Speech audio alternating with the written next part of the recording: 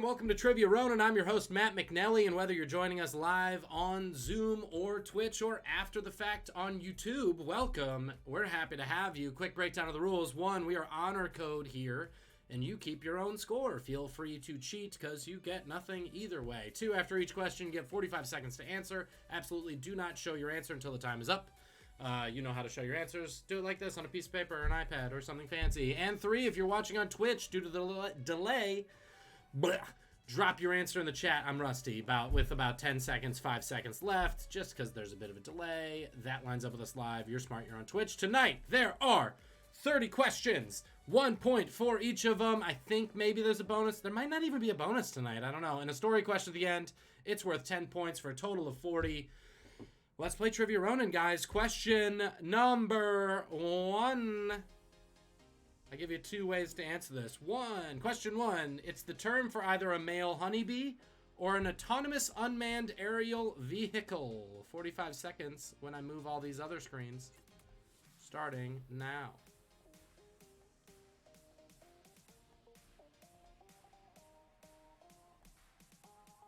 Oh man, I missed this unlicensed EDM music. It's so fun.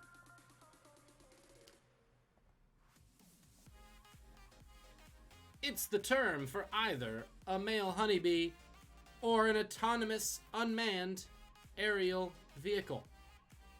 Same term for both. Go figure. I'll be honest, I asked this question because I didn't realize all male honeybees were this. Like, I thought maybe it would be males and females, but no. If you're a male, you're one of these. 6, 5, 4, 3. It makes sense. Am I right? Put the men in their place. 2, 1. Show them. Big start, family. We did it. It's a drone. It's a drone is the name. Question number 2. Getting religious. Written in Sanskrit and originally entirely passed down through spoken mantras by sages. The Vedas are the holy texts of what religion? 45 seconds. Starting now.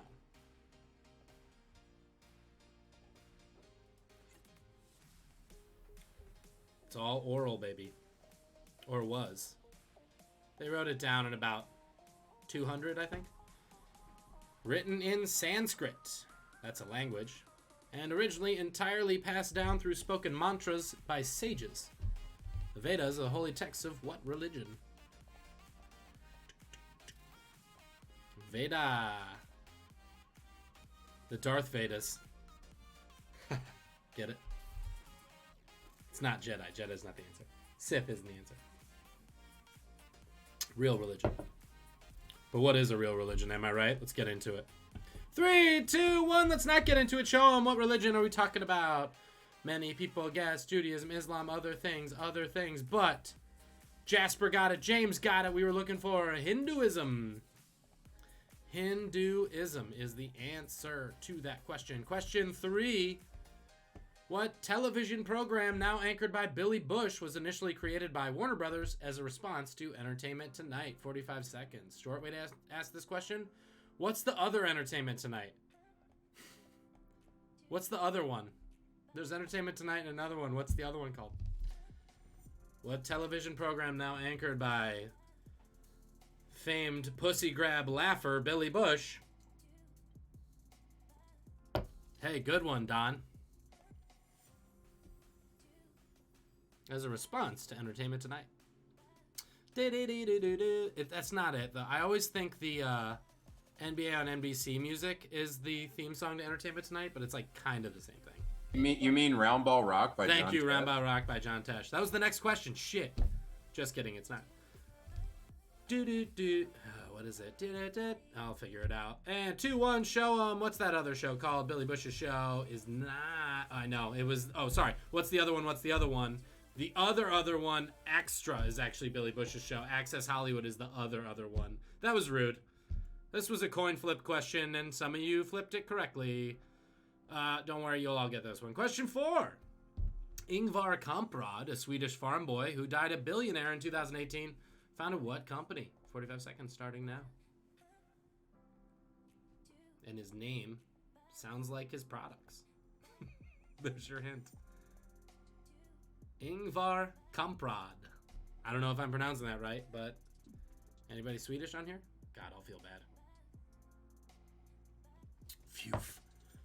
He's born a Swedish farm boy, died a billionaire. It's the Swedish dream. Founded what company?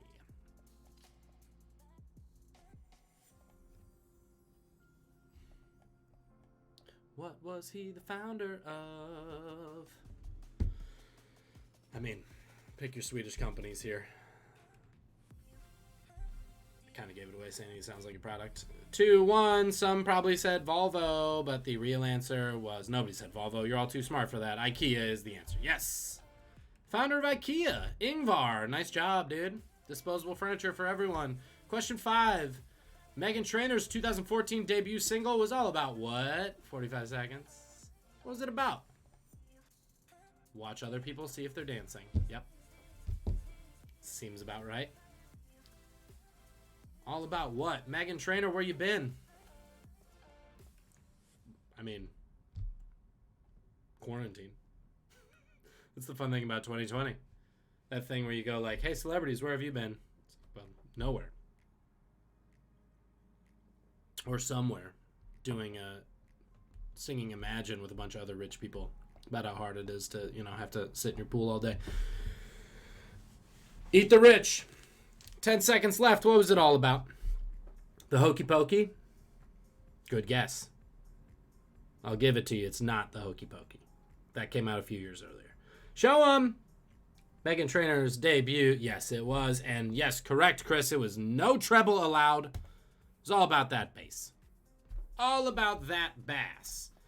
I mean, there was treble in the song. It was a bit misleading. Hard, honestly, to mix a song without any treble, but I see what she was going for. Question 6. While most Americans assume it's May 5th, what nation's Independence Day is actually celebrated on September 16th? Actually, September 16th?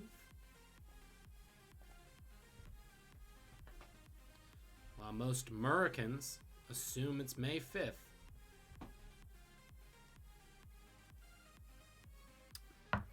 You know what assuming does. Makes an ass out of Uma Thurman. Man. Really looking forward to not flashing gray every time. Doug, I figured it out. It's only when I have text on the screen. It does the gray thing. It's really weird. It's fine. It's fine. Trivia Ronin, always troubleshooting. MacGruber making... Look at that cat. 3, 2, 1. What do we got? C. Claro. Okay, C. It is Mexico. Mexico. Cinco de Cuatro. Not the Independence Day for Mexico. Mexico is the correct answer. Question 7. On December 20th, General John W. Raymond assumed a brand new position as one of the Joint Chiefs of Staff. What branch of the armed forces does General Raymond command? 45 seconds, about to cover up the question. Too long, as per usual. December 20th of this year, so only a few days ago, General John W. Raymond assumed a brand new position as one of the Joint Chiefs. What branch of the armed forces does General Raymond command? This will be easier to read.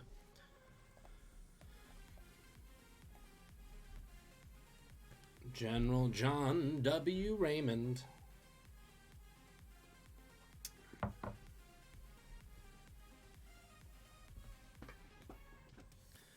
Newest member of the Joint Chiefs. Must be fun to see how they haze each other. I bet that's interesting. And probably dangerous. 3, 2, 1. Show 'em. General Steve Carell is the head of it. Yep. Some people got it. Some people didn't. He is the 4-star general in charge of the Space Force. The Space Force is a thing now. We'll see if it continues to be a thing. But, I think Joe's got bigger fish to fry than getting rid of the Space Force. But whatever. Space Force was the answer. They're armed? I believe so. I mean, the whole thing that it said is, like, he's on the Joint Chiefs. But actually, the Air Force determines if there's any... actual. Yeah, they already kind of did that whole thing. They just had a stupid rebranding. Yeah, no. I mean, the Air Force has always had a space division. This guy's been in charge of it now. He's officially in charge of The Space Force. It looks like the Federation. It's fun. Question 8. There's a hole in the ground in White Sulphur Springs, West Virginia that's been in use since 1884, making it the oldest one in America. What's it for? What's this hole for? It's the longest continuously in use hole for a specific purpose. Is this a very confusing question? Absolutely. Is this Matt's Wednesday trivia? Also, absolutely. I just liked how I phrased it. There's a hole in the ground in White Sulphur Springs, West Virginia. It's been in use since 1884, making it the oldest one in America. What's the hole for? White Sulphur Springs, West Virginia. Beautiful this time of year. Maybe. I don't know. Never been. Never been, but they got a hole in the ground that's pretty old. 3, 2, 1. It's not a very big hole. There's your 1 second tip. Haunted house. Good guess for freedom. Freedom's my favorite answer. Nobody's going to get this, but then you're going to go like, oh shit, that's an annoyingly phrased question. The answer was golf. It's the oldest golf hole in America. Whatever. Nobody got it. It doesn't matter. Question 9. Name the 2 title characters from the 1935 Gershwin opera set in Depression-era Charleston. 45 seconds. Title characters. So the opera is named after them. Both of the people. That's all I'll say. Who's got their Gershwin? Georgie Gersh. I saw this at the Lyric in Chicago. It was really good. It's a good opera.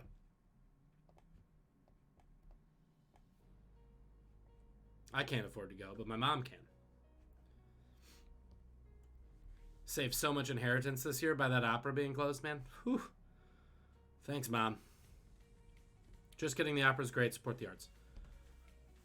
2 title characters. Gershwin opera. I like it that I said 1935 and set in Depression era. It was just set in modern day Charleston. I guess I could have said modern day for when it was written. Yes, many got it. Rick and Morty is my favorite guess. But Emily got it, and Doug got it, and some other people got it. Porgy and Bess. Porgy, or, uh-oh, I've never said it out loud. Porgy and Bess? No, it's Porgy and Bess.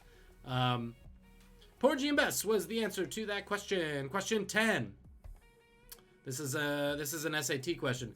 Members of Parliament in the UK represent 630 different areas called constituencies. What are the areas Congress people represent called? 45 seconds. So, let's say this another way, which usually doesn't help us. And member of parliament is to a constituency as a congressman or woman is to blank. Did that help?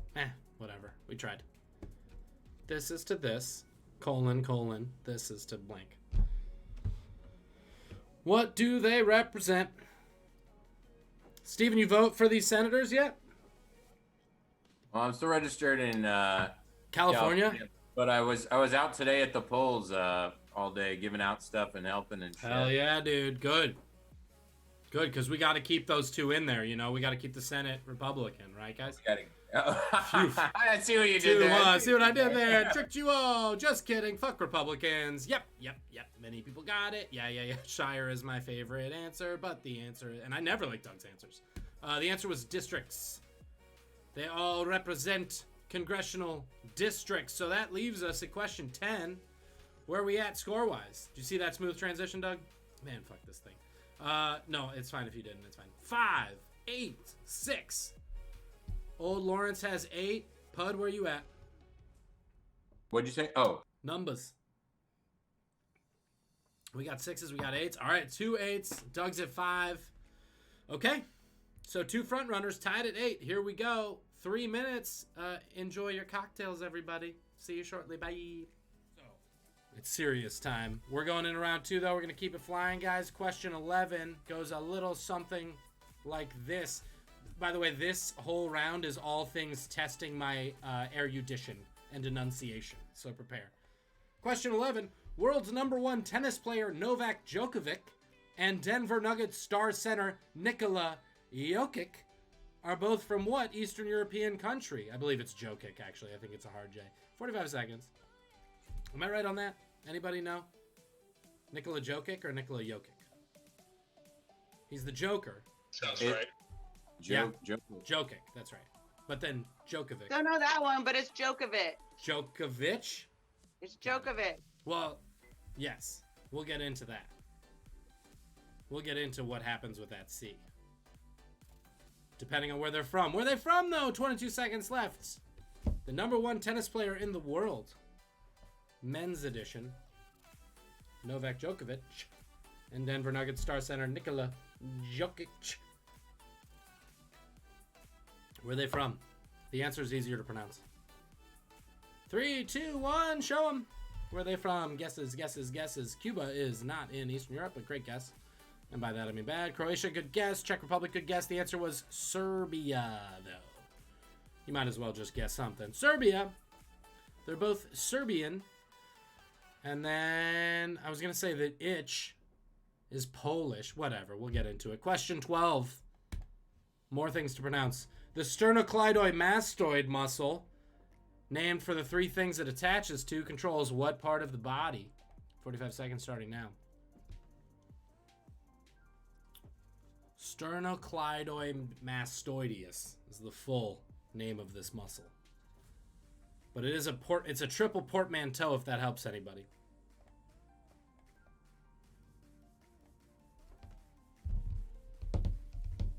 Sternocleidomastoid. It's a muscle in your body. It controls is a little weird. Just where is it in your body? I think is an easier answer. Or if you weren't a pompous asshole like me, what would you call this? Instead of sternocleidomastoid. 3, 2, 1. Sternocleidomastoid, it is attached to your sternum, your clavicle, and your mastoid process behind your ear, which means it controls your neck. Protect your neck, everybody. Or protect your sternocleidomastoideus. Neck. Don't worry, this one's easier to pronounce. Question 13. What's boat jail called? 45 seconds. If you go to jail on a boat, what do they call it? I just throw this one in there sometimes when I run out of ideas. Or when I'm watching The Office before it leaves Netflix. And I'll have to, like, get Peacock. Barf. Michael Scott was put into boat jail. But it's usually called something else.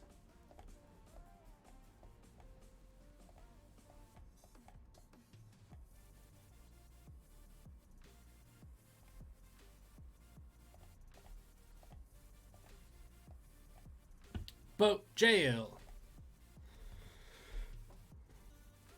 Boat jail is Dick Wolf's next television show.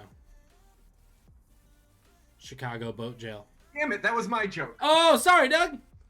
We got it. All right, boat jail's called what? Yeah. It's still pretty cool. Boat jail is cool. Honestly, it'd be cool to be thrown into boat jail, a.k.a. the brig. We call it the brig. Put him in the brig.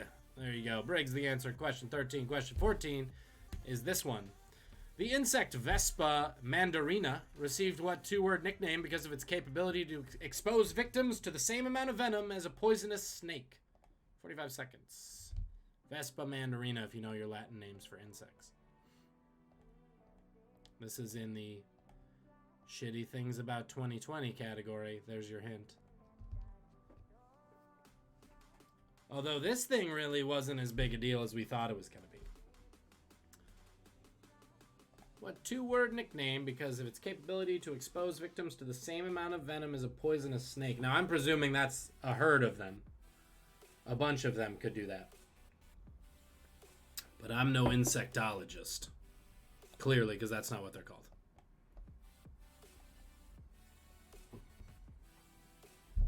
Two-word nickname, Vespa Mandarina. And it's not Orange Scooter. Nailed it. What do we got? Show them. Yeah. Murder Moth is way more fun. I would be terrified of a Murder Moth, but I'm also terrified of a Murder Hornet. Murder Hornets. Murder Hornet. Dun. Be great. Honestly, you got Killer Bees on Swarm and Protect Your Neck. You got a theme going, right? I mean, you ain't wrong. I didn't think of it, but they are The woo is always in the back of my head. Also, Doug, what do you think about the Cleveland Murder Hornets? Come to the MLB 2022. I'm into it. Better than the Spiders. Question 15. This one's for Darcy. What liqueur is a blend of scotch, heather, honey, herbs, and spices? Herbs. And comprises half of a rusty nail cocktail. 45 seconds. Uh-oh. Did she freeze? No, she's okay. She's still here. By she, I mean Streamlabs. What liqueur is scotch-based, heather, honey, herbs, spices, and comprises half of a rusty nail? You order a rusty nail in a bar, it's just two things. Also, go back to 1987. Boom roasted. Although I do like a rusty nail.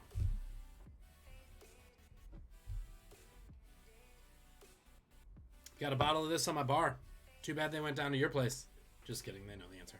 What liqueur is a blend of scotch, heather, honey, herbs, and spices? That accent is not a hint, because I would instead do it in a Scottish accent. Anybody got it? Aye. Aye. Spelling won't count on this one. Don't worry about it. It is... Oh, nice. What? Wooderboy got it. Drambuie. Drambuie. That's the other half of a rusty nail. Question 16. Where my child bearers at? English physician John Braxton Hicks lent his name to a certain false pain evoking what process? I gave it away. If you were listening, we can all just talk. But if you weren't listening, you won't know.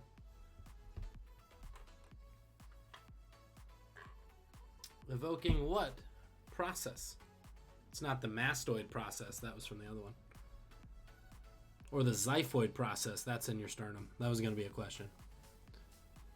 I don't know why I remember that. You know, there's like things you learn in high school you just remember for no good reason. Question 16. English physician John Braxton Hicks. So it's called Braxton Hicks. Lent his name to a certain false pain evoking what process?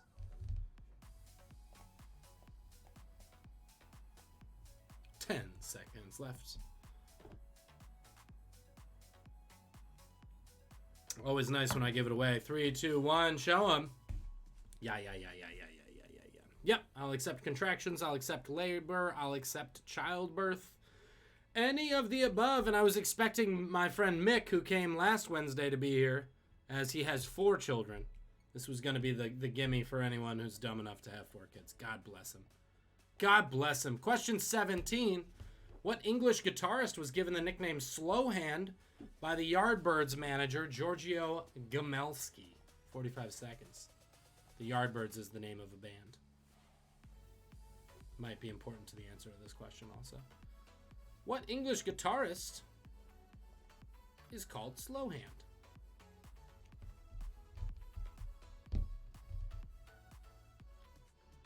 Good for George. Good for George Gamelski. Giorgio Gamelski. That's what I'm going with. If anybody's got a better pronunciation, just holla. What English guitarist was given the nickname Slowhand by Yardbirds band manager Giorgio Gamelski? If it's a Polish name, I have to pronounce it in a Chicago accent. It just makes things easier. 3, 2, 1, show him! Yep. Gave him... Ooh, wow. Not as many people know this one as I thought. This one's obvious to me, but I have been playing guitar since I was 10. The answer is Enrico Clapton. Eric Clapton is old Slowhand. Named that because he would restring his guitars on stage instead of giving them to roadies. And it took him so long that audiences would slow clap him. And then he said Slowhand because his last name is Clapton. Whatever, it's stupid. Question 18, this is easier, maybe. What does COVID stand for? 45 seconds. What does COVID stand for? Oh, sorry. I should clarify. So there's a virus going around right now in America. It's called the COVID-19 virus. This is so what is that COVID stand for? If you haven't heard about it. If you haven't heard about it, first of all, cancel your New Year's Eve plans. Second of all, what does COVID stand for? Don't overthink it. Or do.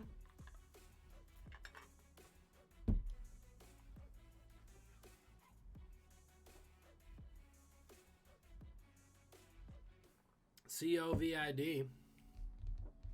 Find out what it means to me and to the world. 2-1, show him. Chris knows. He's working every day. Fake news, best answer. Yep. Yeah, I mean, it stands for I need these three things. Chris has it. Coronavirus disease. COVID. Coronavirus disease. I know. Go figure. Not even trying on that one. Not even actually a good, you need like every letter. You just should be just vid, but I guess they wanted it to roll off your tongue. Question 19, meaning literally of the highest class. This French term also means stuffed with ham and Swiss when attached to chicken. 45 seconds.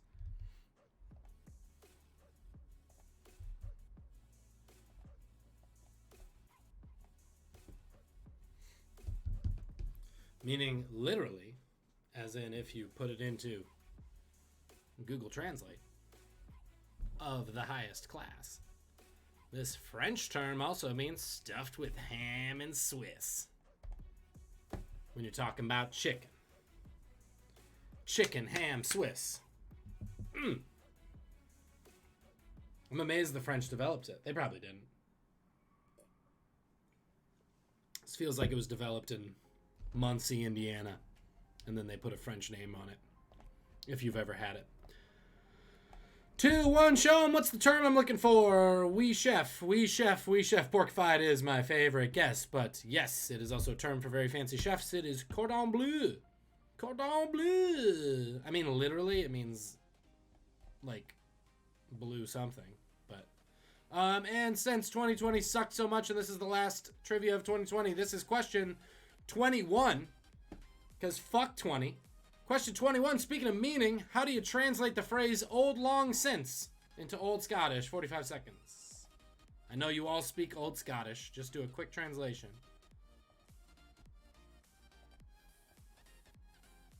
Old long since.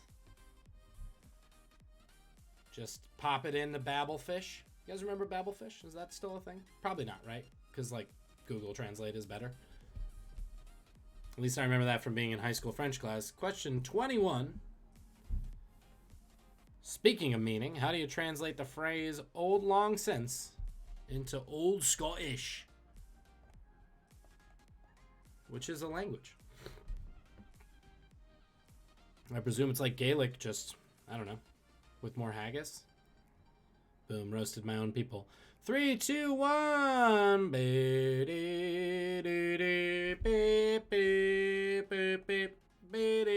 Auld Lang Syne. If you can't spell it, don't worry about it. If you can just sing it if you want. Boom. That's question 21. That puts us 20 questions in. Where are we at, team? See them numbers. 8. Ocho. 13 say. 14 say. 16 say. 14. All right, so Jasper, Steven, 14.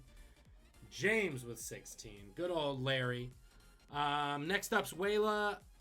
There's no gimmick to this Wayla. It's just a Wayla. So I'll see you guys in 3 minutes. It's gonna be a blast. Let's start this thing over. Cool. 3 minutes. Bye-bye. I have to get a drink this time. Because, shit. Now mind me. Hello. All right, it's time for Wayla time. You guys know the drill. I'm going to show you 10 things, and then you say what the things are, and that's how we do it. The first question is someone I didn't know who the hell they were, but they're famous, so we'll see if everybody knows it. If not, don't worry. 10 questions, 10 points. One of these might have a bonus that I'm thinking about doing. We'll see. We'll see how I feel. Anyway, we ready to rock? Everybody's back. This sounds good. Here's question number 1 of Wayla time. Goes like this. Who is this person? 45 seconds. They're famous. I'm told they're famous. Famous model. Surprise. That's what I'll give you. Seth Ron, also representing Wu-Tang Clan on our Twitch chat. Always makes me happy. Who's this person? Yeah, I know, Doug. You know? I didn't know. Model. Ah, okay, got it. Oh, also, yeah, sorry, this was the Instagram answer, so. If you follow us on the gram, you got it. Today's Instagram story, I was in a cemetery burying 2020. It was pretty funny. 2-1, show 'em. Who knows who this woman is? Doug does. Yes. Yes. Yes. Okay. Yeah. Julian knows. It's Gigi Hadid. Gigi Hadid. Yep. Okay. Yeah, you got it. Boom. Some folks know. All right, good. Gigi Hadid. All right, I feel better. Question 2. Mentos, the blank. 45 seconds. What did I cover up? And this dude's hair. Let's just do this. This question's for me. The previous one was obviously for my sister. Yes, yes. Previous one for your sister. This one for Steven. Mentos had an ad campaign in the 90s. Mentos is a chewable mint. Because that's how long it's been. But famous ad campaign. Remember that Foo Fighters video too? Say what? That Foo Fighters video where they're spoofing this? Oh my god, I forgot. It's not Learn to Fly. Learn to Fly is great as well. But One of the ones off the Color and Shape. it's not the one where they're fat. It's Big Me. Big, thank you. Hey, also, Big Me, good Mentos song. Yeah. as candy when they made like the fruity kind. Damn good. Yeah. Oh, dude, I loved those. And probably still would if I could find them. Yes. Mentos. The Freshmaker. Yep. That was their thing. Freshmaker. Seth Ron said Selena Gomez in 15 years about Gigi Hadid, and that's rude to Gigi Hadid. Next question.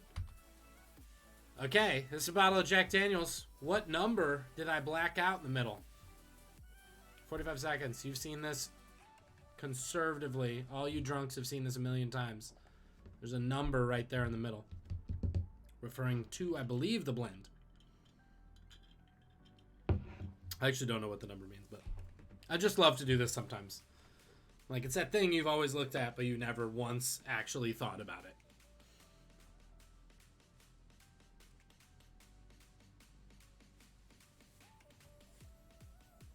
Good guess, Seth Ron. Incorrect, but good guess. Jack Daniels, Tennessee whiskey. Sour mash. Not a bourbon. Fun fact. It's a Tennessee whiskey. 3, 2, 1, show 'em. Anybody get it? Good guess. Oh, yeah. I bet Steven's got a bottle in his house currently, as does Darcy, I'm sure. It is old number 7, it says. Number 7. The number 7. 54 is a multiple of it, but, right? No, it's not. 56. Next. Math is hard. Who's this guy? Who's this handsome bloke? 45 seconds. I'm a big fan. Maybe one of the most embarrassing things about me is that I've watched every season of this guy's worst show. Sorry, he's on TV sometimes. Which one's the worst show? Well, Which one? we'll discuss at the end, but it's Okay. definitely the trash one. The one that shares a name with a neighborhood in Manhattan. There we go. Cool. If somebody got this from that and didn't know it beforehand, that would be yeah. Oh shit! Now I know. He's the guy who hosts Hell's Kitchen. Yes, exactly. Let's see it. Yeah, Hell's Kitchen is the shitty show. Gordon Ramsay. Yes, indeed, it's Gordon Ramsay. Probably his best photo. He looks good, man. I'd sit on that face, and vice versa. Next. What? This is a knife. What kind of knife? 45 seconds. This is a type of knife. There's a term for knives, such as this one.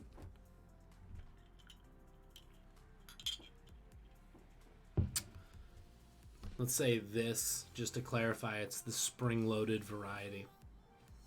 If anybody's a real knife aficionado, that might have cleared some things up.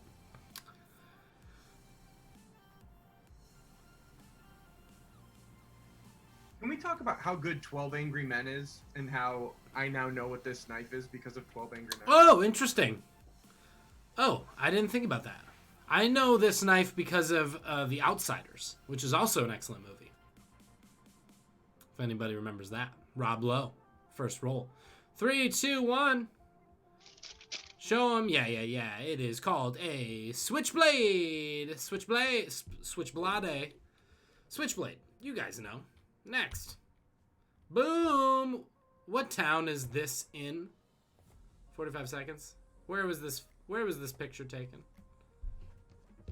The photo is level. There's your hint. What an asshole. Would have been a real dick move, though, right? To have done some photoshopping and just... You have to just know it by the arches on it. What'd this thing do? What was the point?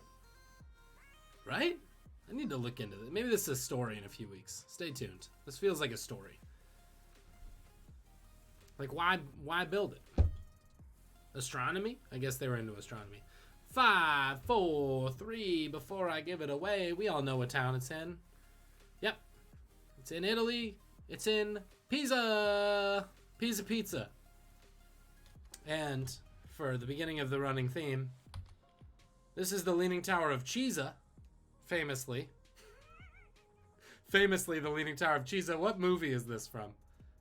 45 seconds. I need the full title of the film, please. The animation gives it away, and also whatever the hell he is. Why, do you know the character, Doug? Is that what you wanted the question to be? I do not know the character's name. The voice is actually... Oh, yes! Oh, the voice is a good... Maybe we'll save this one. That'll be next week. Do we get the voice? Is that what he was asking? No. Yes, exactly. But the voice is a good question. We'll do that next week. This week, what movie is this from? What animated feature? I think it's on Disney Plus. If you need. Probably. It is. Yeah, it's a Disney movie. Just like Wonder Woman 84. I got myself a notion. There we go. Doug's got it. Doug's got the tunes. Let's see it, everybody. Yes, that is the full title, Chris. Nailed it. Yep. It is a Goofy movie. I'm not going to be a dick. It's or the Goofy movie, I feel like. Emily, you had the Goofy movie? Whatever. Right? Doug, what do you think? Is valid or not? Nah, dog. I'm a bad judge at this. If you Okay. don't know the fucking movie, get out of my trivia. Okay, all right. Doug's meaner than me. I'm going to say or the unless others vote it down. We'll see how close everything is at the end. Next. What kind of apple is this? 45 seconds. I know, home cooking, Steven. Somebody else had though, right? It wasn't just Lawrence. Was it? Oh, now I feel bad. Whatever. What kind of apple is this? We'll get there. Boo! This is an apple varietal. Oh, the answer's not green. Let me just say that. Let's clear that out. I want the other term. This is the one I get mean on. I'm all about apple varietals. As a good Illinois boy. That was first field trip for everyone. Emily, was that your first field trip in Illinois? Go to an orchard? That was my first field trip, going to an orchard. 2-1, show him. Yeah. Grandmother Smith. Grandmother Smith was the answer. Granny Smith. It's a Granny Smith apple. And the hard version. Oops. I think we can move him down. You guys know what I'm looking at, though. Who painted this famous painting? And watch it move. Watch it move before your eyes. Here we go. 45 seconds. Who's the painter? And bonus point. What's the name of it? If you can give me the title, I'll give you a point. The official title or the one we know it as? The official title. Like the artist's title for it. And it doesn't have to be in the original. The translated or original. Sorry, this artist is not an English speaker. But yeah, I'll give an extra point for that. Sure. I didn't know it, so that's why. And that's my benchmark. Because only things I know do other people know. And that's why Trivia Ronin's a bunch of assholes. You already knew that. 4, 3, 2, 1. Who's the artist? I don't need the first name if you just know the last name. Yep, Matt Groening's a good guess. William Tell is a great guess. Shit, okay, my bad. Renee Magritte. This is Renee Magritte. of Ceci n'est pas un pipe, and the title of it is Son of Man. They should have called it The Apple of My Eye. Better name, La Pomme de les Yeux. Merci. Yeah, Rene Magritte. It's a self-portrait. Fun story. They asked him to do a self-portrait, and instead he drew this. Drew? Painted. Whatever. And last but not least, Happy New Year. What brand of champagne are we looking at? 45 seconds. Famously with this color label. Because the other famous one has a different color label. That's how I'll put it. But also zoom in real close on it. In fact, I'll make it big. Watch this. If you can look real close, you'll learn some things. Happy New Year!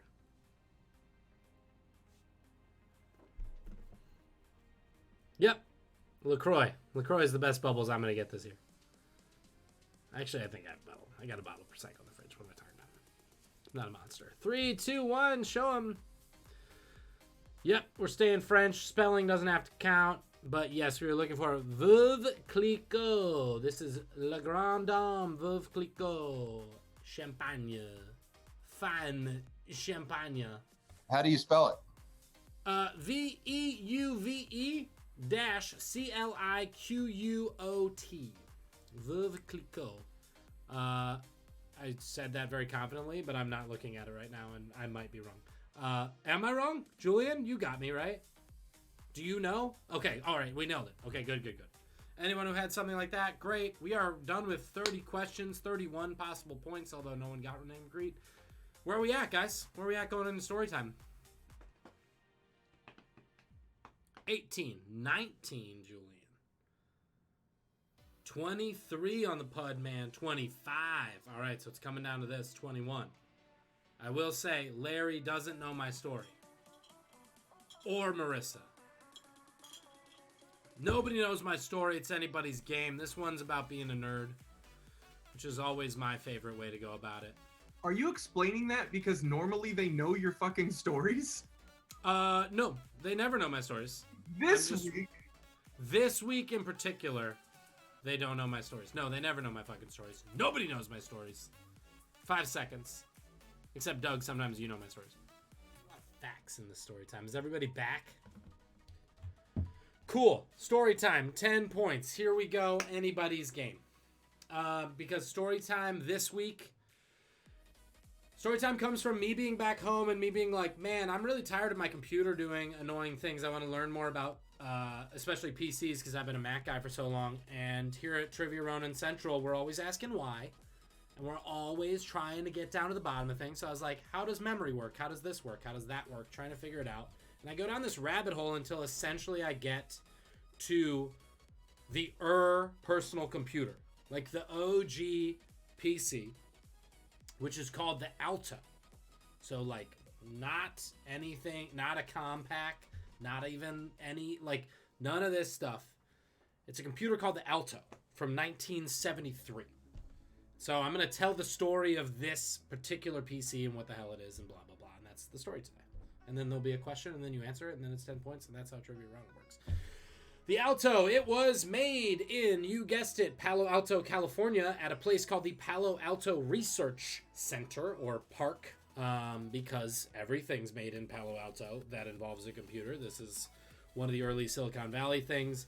One of the developers of this computer, I just want to talk about him real quick because we always like to talk about people. This guy named Alan Kay, K-A-Y. He's one of the visionaries behind this. He worked at Park. He is famously quoted as saying he had the misfortune of being able to read fluently by the age of 3 and therefore had read 150 books by the time he started school and therefore knew all his teachers were lying to him. So is this guy a fucking smarty pants asshole? Absolutely. And essentially this guy's story is like what Steve Jobs wants his story to have been.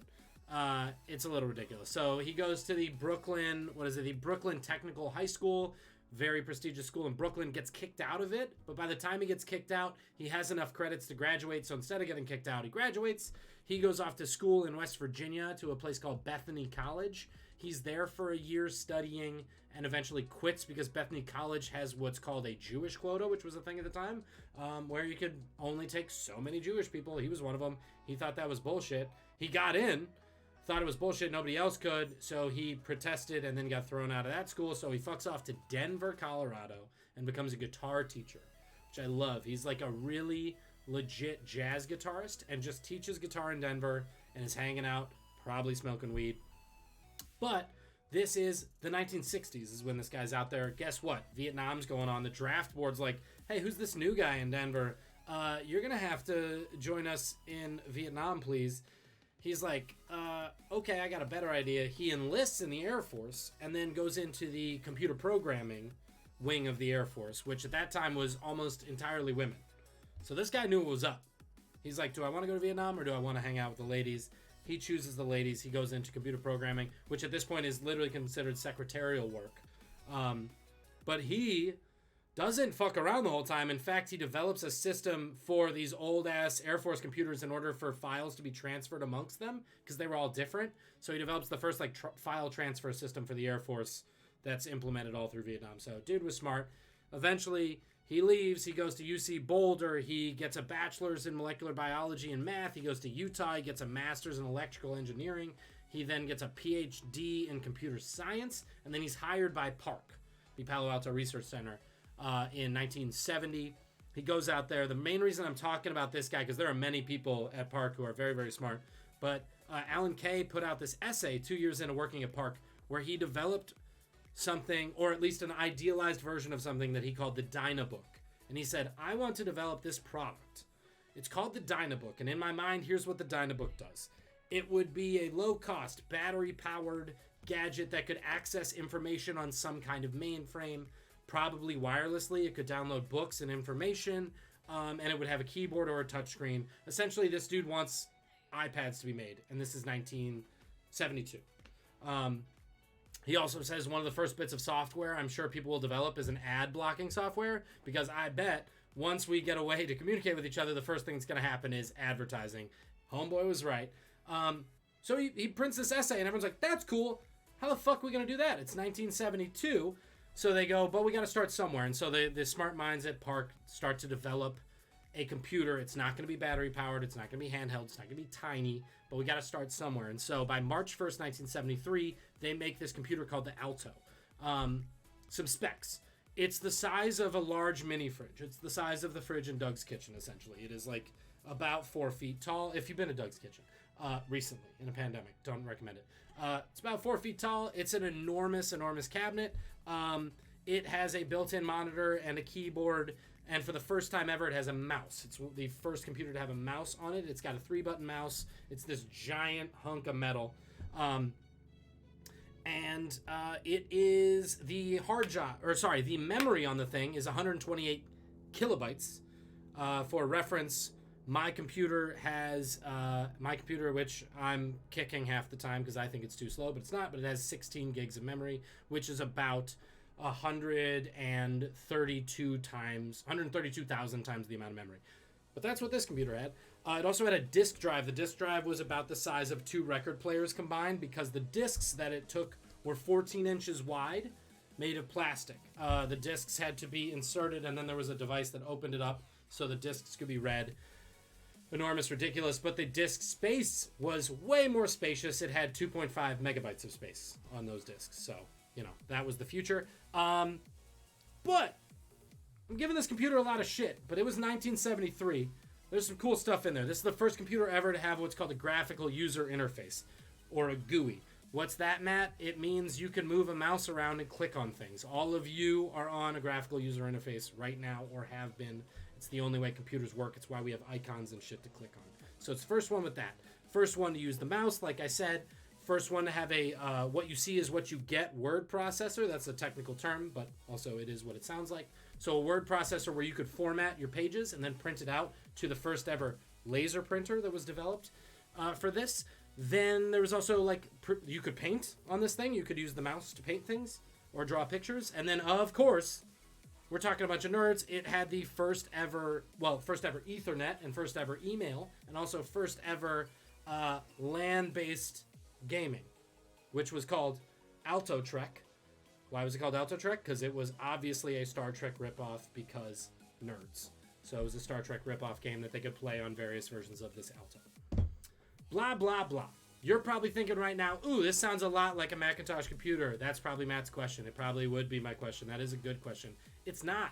Steve Jobs came and saw this thing when he was 24 with the rest of the people at Apple. He saw the graphical user interface, or GUI, and he was like, I'm going to put that in every one of my computers. There was a lot of lawsuits, but eventually he put it into his Lisa computer and eventually his Macintosh computer, but pretty much ripped it off this thing. But this thing did not become that thing. Why wasn't this thing famous? First of all, big. Second of all, each one of these cost $10,000 at the time. So people couldn't really buy one of these things. And also those discs were stupid.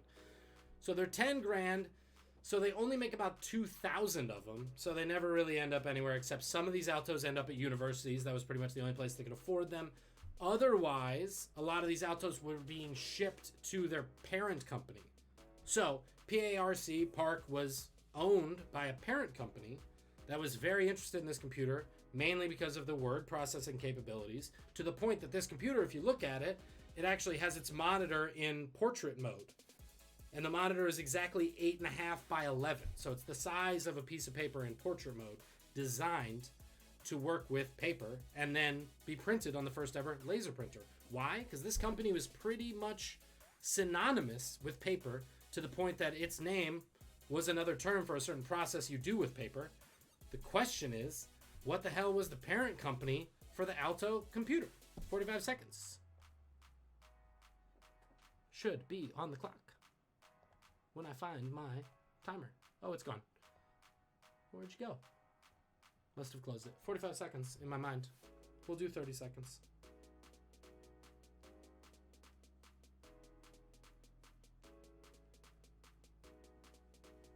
When this hits 30 seconds, look at all your beautiful faces in the iPhone.